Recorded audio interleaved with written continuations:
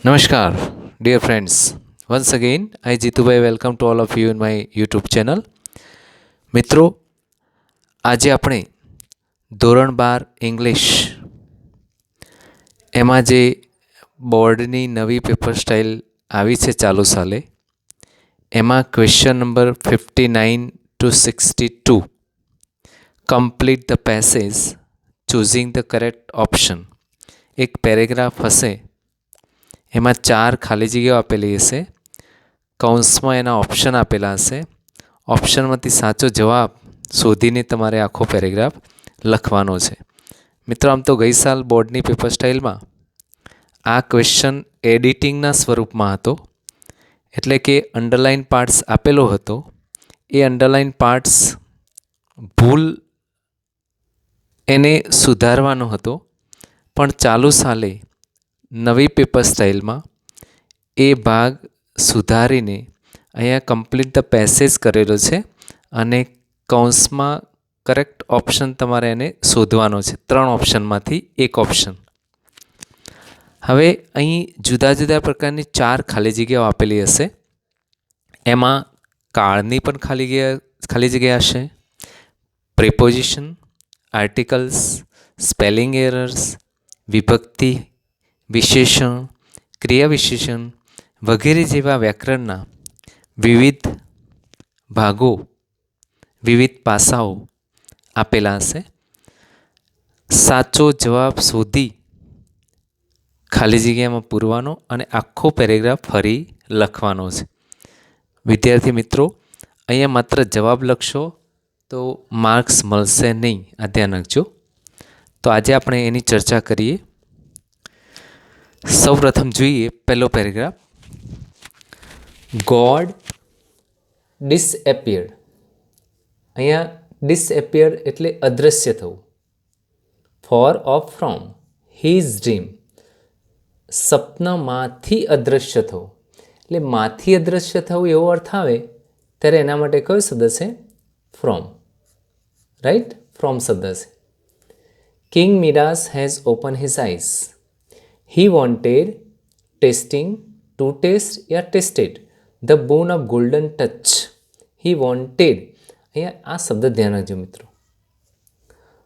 Want, વિશ, લવ, like, Dzire, expect, eager આ બધાને શું કહીશું આપણે? એબ્સ્ટ્રેક્ટ નાઉન છે. આ ધ્યાન રાખજો. એબ્સ્ટ્રેક્ટ નાઉન પછી કોઈ પણ ખાલી જગ્યા આવે ત્યારે હંમેશા ટુ પ્લસ ક્રિયાપદનું મૂળ રૂપ મુકાશે. ત્રીજું જુઓ.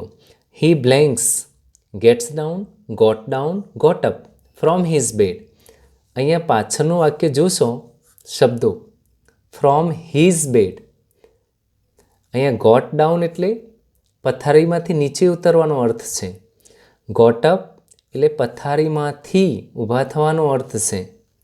હા, અહીંયા ધ્યાન રાખજો.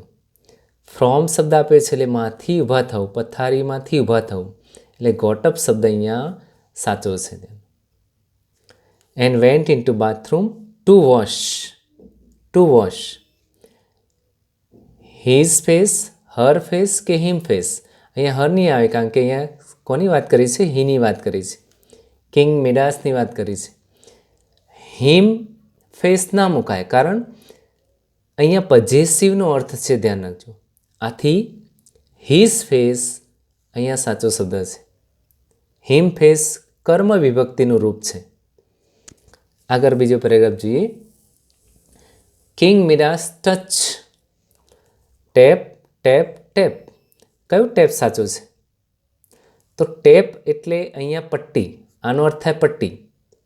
આ કોઈ સ્પેલિંગ નથી થતો અહીંયા. ટચ એટલે સ્પર્શ કર્યું, ટર્ન એટલે ફેરવવું. ટેપ એટલે અહીંયા કયાની વાત કરી છે? નળની વાત કરી છે. રાજાએ નળને સ્પર્શ કર્યો ફેરવીને. અહીંયા ટેપ એટલે આ ટેપની વાત કરી છે, ધ્યાન રાખજો. ટેપ એટલે નળ, વોટર ટેપની વાત કરી છે. On blank so and but it turn in to gold. અહીંયા કંજક્શનની વાત છે, ધ્યાન રાખજો. બે વાક્યોને જોડના. માત્ર એક ક્રિયામાં બીજી ક્રિયા જોડાય છે, આથી એન્ડ હોવું જોઈએ. અહીંયા એન્ડ શબ્દ સાચો છે. સો કારણ અને પરિણામને જોડવા માટે વપરાય છે. રાઈટ. સો કારણ અને પરિણામને જોડવા માટે વપરાય છે. આથી સોને બદલે અહીંયા શું મુકાશે? એન્ડ મુકાશે. The water blank from it.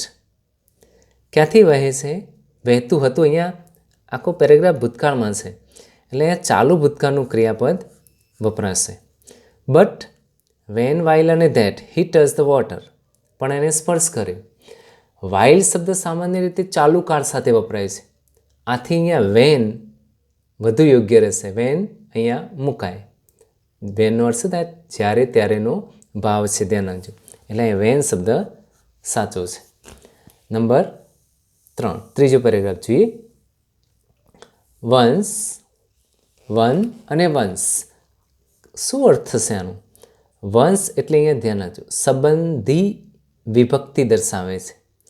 વંશ સામાન્ય રીતે સમયના સંદર્ભે એક વખત એવો અર્થ થાય છે.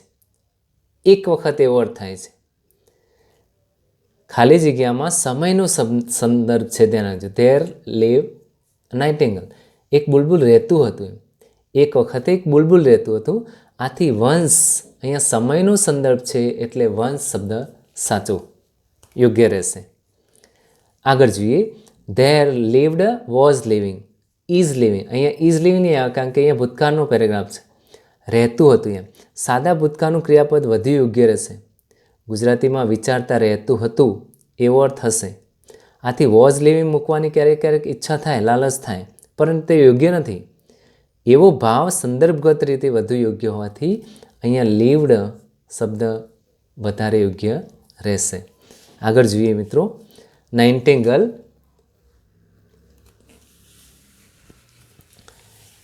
ઓન, ઇન, ફ્રોમ શું આવશે? પ્રિપોઝિશનની પસંદગી કરવાની છે. માં અંદરનો અર્થ છે. નાઇન્ટિંગેલ રહેતું હતું જંગલમાં, તો અહીંયા ઇન શબ્દ પ્રિપોઝિશન તરીકે આવશે. લાર્જ, ફોરેસ્ટ, વુડ અને સ્ટીક. અહીંયા ખાલી જગ્યામાં ધ્યાન રાખજો. વુડ અને ફોરેસ્ટ બંને જંગલ માટે વપરાય છે. વુડ અને ફોરેસ્ટ બંને જંગલ માટે વપરાય છે. તો હવે કયો શબ્દ આવશે? બંને વચ્ચેનો ભેદ છે. ફોરેસ્ટ સામાન્ય રીતે આપોઆપ ઉગી નીકળતે ને એને જંગલ ફોરેસ્ટ કહેવાય, એમ આપોઆપ ઉગી નીકળે. અને વુડ્સ સામાન્ય રીતે થોડી જમીન પર ઉગાડેલા વૃક્ષો, વિસ્તાર નાનો હોય. આથી ખાલી જગ્યામાં અહીંયા ફોરેસ્ટ શબ્દ આવશે. લાર્જ શબ્દ છે એટલે વિશાળ હોય ત્યારે એને ફોરેસ્ટ કહેવાય, નાનું હોય ત્યારે એને વુડ્સ કહેવાય. ક્લિયર? તો અહીંયા ફોરેસ્ટ શબ્દ આવશે. ચોથો પેરેગ્રાફ જોઈએ. All the traveller. અહીંયા ટ્રાવેલરની વાત કરી છે. અહીંયા ટ્રાવેલરની વાત કરી છે. રાઈટ? એટલે સંદર્ભ જોતા વાક્યનો કરતા ટ્રાવેલર છે.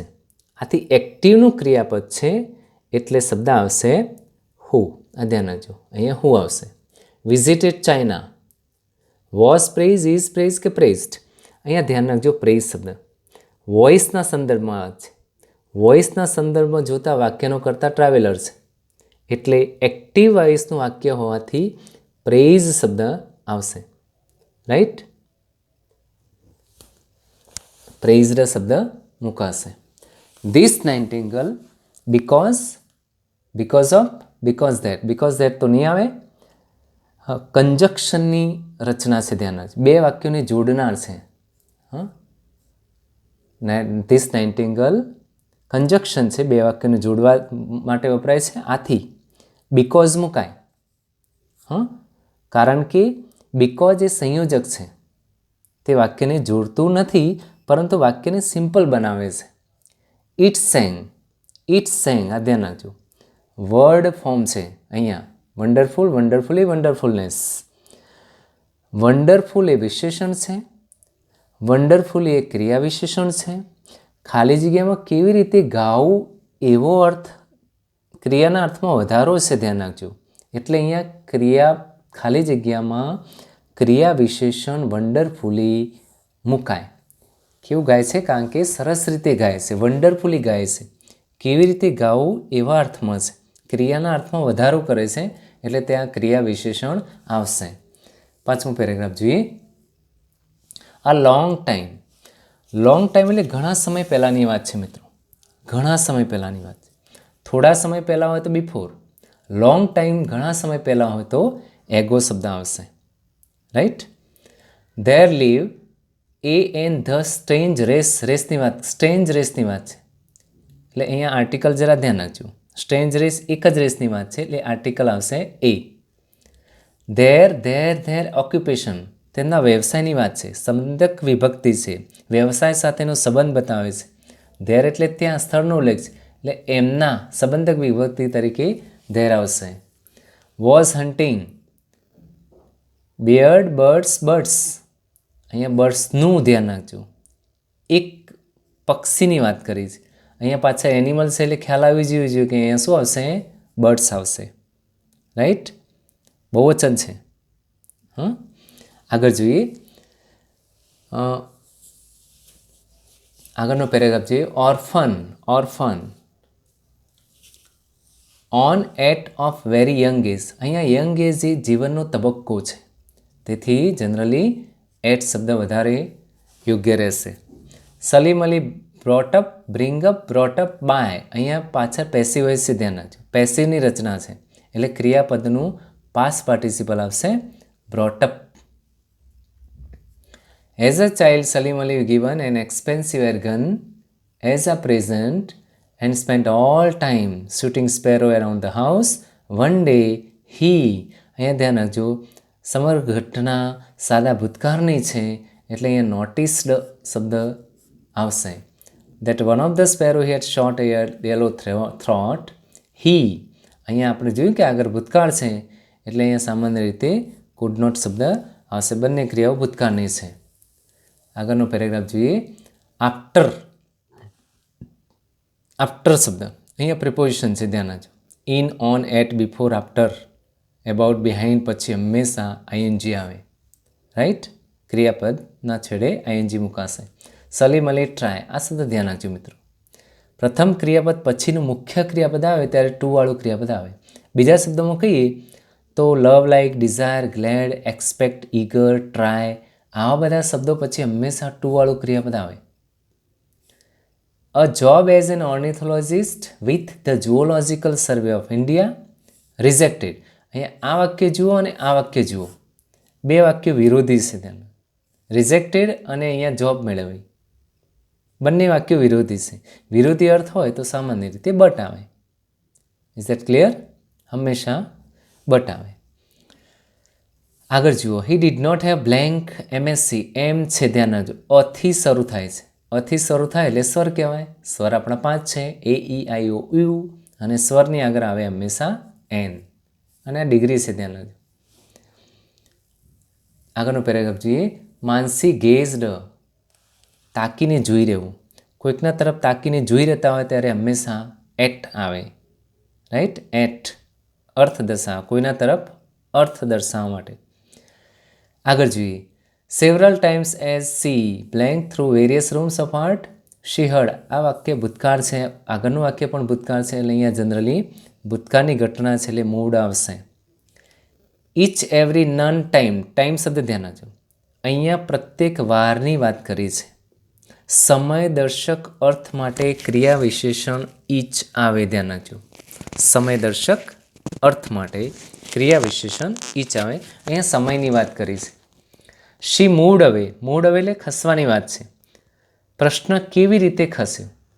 અહીંયા ક્રિયાના અર્થમાં વધારો કરે છે એટલે ક્રિયા વિશેષણ આવે ક્વિકલી. આગળ જઈએ.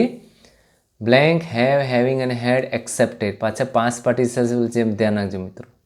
અહીંયા અલ્પવિરામ છે, બીજી ક્રિયા છે.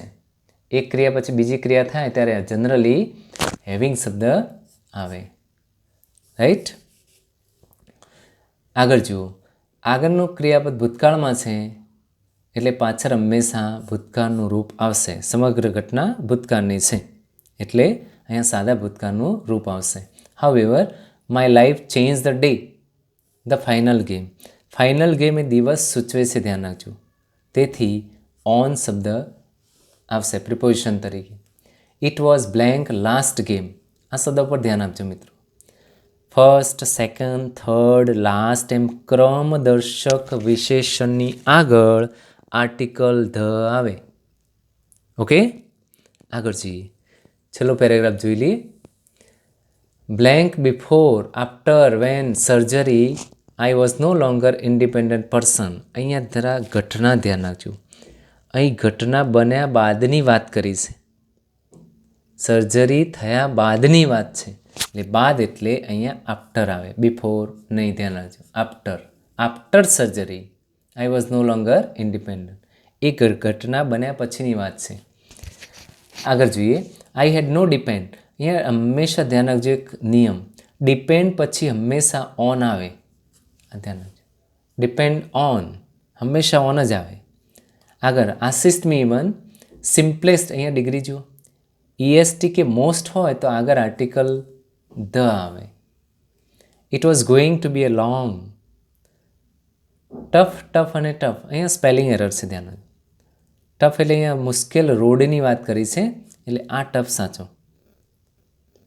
અને આ ટફ એટલે એક પ્રકારનો ખરબચરો પથ્થર કહેવાય. અહીંયા રોડની વાત કરી છે એટલે આ ટફ આવે, મુશ્કેલ ભર્યા રોડની વાત છે. કેવા? મુશ્કેલ ભર્યા રોડની વાત છે. તો મિત્રો આજે આપણે આટલા 9-10 પેરેગ્રાફ જોયા. તમને આ સિસ્ટમ ગમી હોય તો ચોક્કસ ચેનલને સબસ્ક્રાઈબ જરૂર કરજો. નેક્સ્ટ ટાઈમ આપણે મળીશું. Thank you very much.